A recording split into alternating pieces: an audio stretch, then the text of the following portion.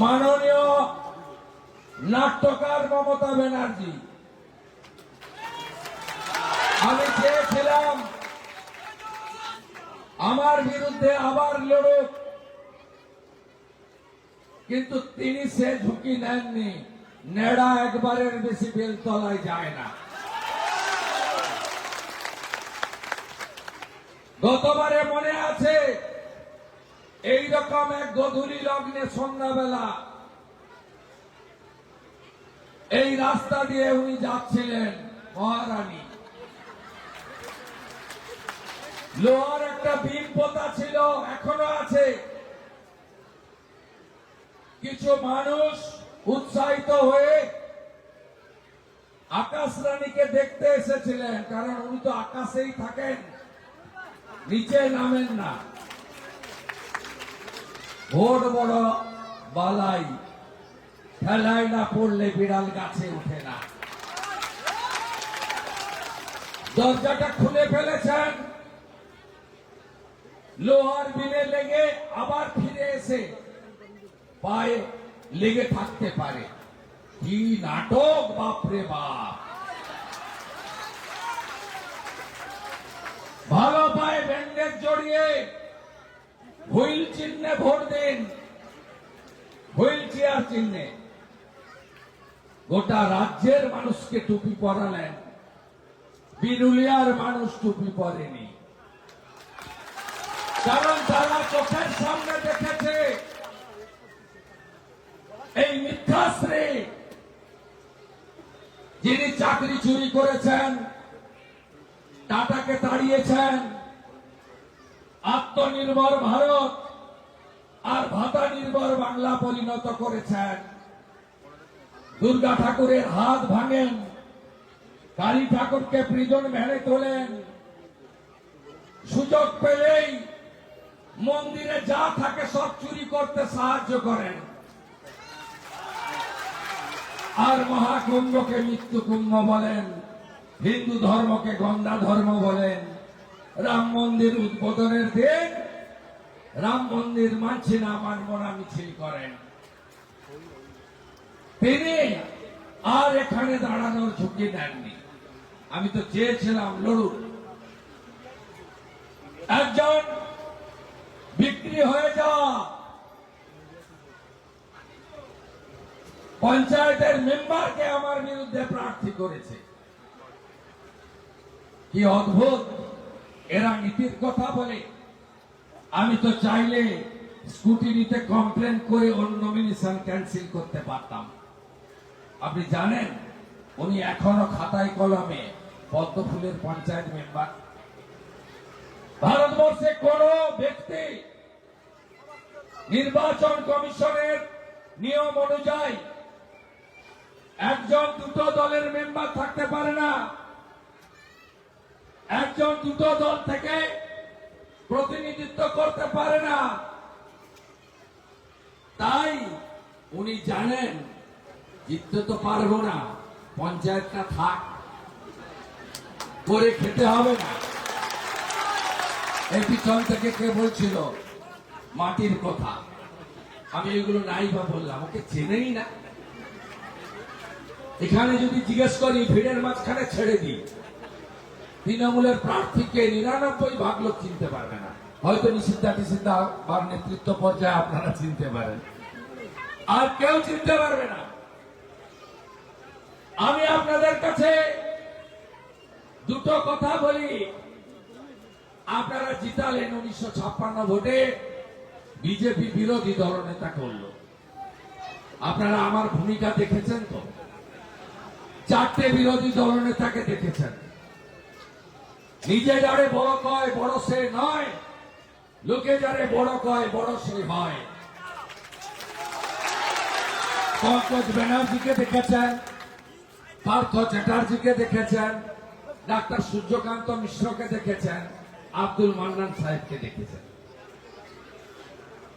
দেখেছেন বিজেপি কেমন লড়াই করে। যে মুসলমান ভোট দেয় না আমাদের,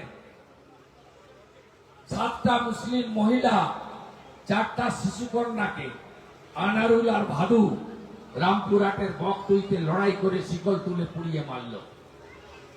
যে মুসলমানরা ৯৫ জন মমতা ব্যানার্জিকে ভোট দেয়, মমতা ব্যানার্জি যায়নি বন্ধু আগে, প্রথম পৌঁছেছে বিজেপির বিরোধী দলনেতা ৫৫ জন এমএলএ-কে সাথে নিয়ে।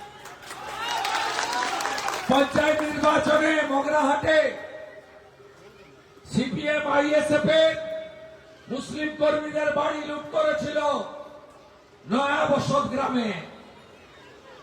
আমি সিপিএম দেখিনি, আমি আইএসএফ দেখিনি, আমি হিন্দু মুসলমান করিনি, আমি রিলিফ নিয়ে তাদের কাছে পৌঁছেছি। এটাই আমার দায়িত্ব। যেখানে যেখানে হিন্দুরা আক্রান্ত হয়েছেন, এই রাজ্যে হিন্দু পলায়ন হয়েছে, যারা বর্ষিয়ান তারা জানেন ৪৭ দেশ ভাগের সময় হিন্দু পলায়ন হয়েছিল পাকিস্তান, পূর্ব পাকিস্তান থেকে। আমরা ২০২৪ সালে এপ্রিল মাসে মুর্শিদাবাদের ধুলিয়ানে 10টা হিন্দু গ্রাম থেকে এক কাপড়ে ফরাক্কা পেরিয়ে ওই টালমাটাল ভাগীরথীর উপর দিয়ে পলায়ন দেখলাম হিন্দুদের। মমতা ব্যানার্জি যায়নি বন্ধু, হাইকোর্ট থেকে অর্ডার নিয়ে আমি পৌঁছেছিলাম। বেদবনা, জাফরাবাদ সহ 10টা হিন্দু গ্রামে নুন রাখার বাটি পর্যন্ত রাখেনি এরা। পশু কাটার তরোয়াল দিয়ে ৭৫ বছরের হরগোবিন্দ দাস, ৪৫ বছরের চন্দন দাসকে কেটেছিল। তারা বিজেপির লোক ছিল না, সিপিএম এর লোক ছিল। সেলিম সাহেব মীনাক্ষী বোনের আগে ছিলেন, কথা বলে এসেছেন, কিন্তু তাদের উপর আস্থা রাখতে পারেনি। মমতা ব্যানার্জি পুলিশকে দিয়ে চেক পাঠিয়েছিল। হরগোবিন্দ বাবু স্ত্রী বললেন মমতার চেক নেব না, উনি আমার স্বামীকে খুন করার আসল নায়িকা। বিজেপির হাত থেকে চেক নিল, আমি গিয়ে দিলাম। শুধু তাই নয়, হরগোবিন্দ বাবু স্ত্রী, চন্দনের স্ত্রী, আমি যখন জিজ্ঞেস করলাম আপনি তো ইনকিলাব জিন্দাবাদ বলেন, আপনি তো কাস্তে হাতুড়ি তারাই ভোট দেন, খুন হলো কেন? বলল না বাবু, আমার বাড়ির লোকরা হিন্দু, তাই আমাদের খুন করেছে। মোথাবাড়িতে এই ধরুন আমাদের এই বাজার ১৫০, ২০০, ২৫০ দোকান আছে। মোথাবাড়িতে আপনি দেখলে চোখ থেকে জল বেরিয়ে আসবে। এক লাইনে 5টা হিন্দু দোকান ভেঙে লুট করেছে, পাশে 3টা মুসলমানের দোকান ছেড়ে দিয়েছে, আবার 2টা হিন্দু দোকান লুট করেছে। কেউ যায়নি বন্ধু, আমি গেছি হাইকোর্ট থেকে অর্ডার নিয়ে। মহেশতলায়, রবীন্দ্রনগরে পুলিশের সামনে বিধর্মীরা তুলসী মঞ্চ তুলে ফেলে দিয়েছে, প্রতিবাদ আমি করেছি।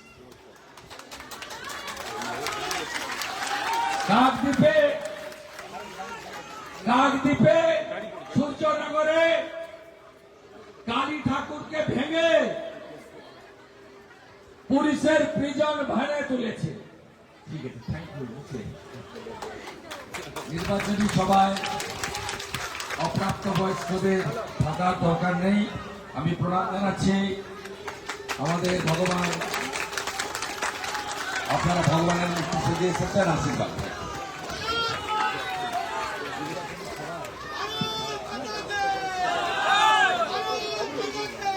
আমাদের নিয়ম আছে, আমরা ইলেকশনের নিয়ম মেনে চলি। 18 বছরের কম যারা, তাদেরকে নির্বাচনী সভায় রাখা যায় না, ঠিক আছে? আমি আপনাদের এই কথাগুলো বলছিলাম। 26,000 চাকরি চুরি, বিকাশ ভবনের সামনে পেটালো, আমি গেছি। আরজি করের অভয়া, তার মা বাবা আমাকে পুত্রবৎ স্নেহ করেন। সন্দেশখালী শাহজাহান মাঝরাতে তুলে নিয়ে গিয়ে মহিলাদের পিঠে বানাতো, সেখানেও লড়াই আমি করেছি। এত বাধার পরেও 5 বার লড়েছি। এবারে গড়ার পালা, লড়াই করার পালা নয়।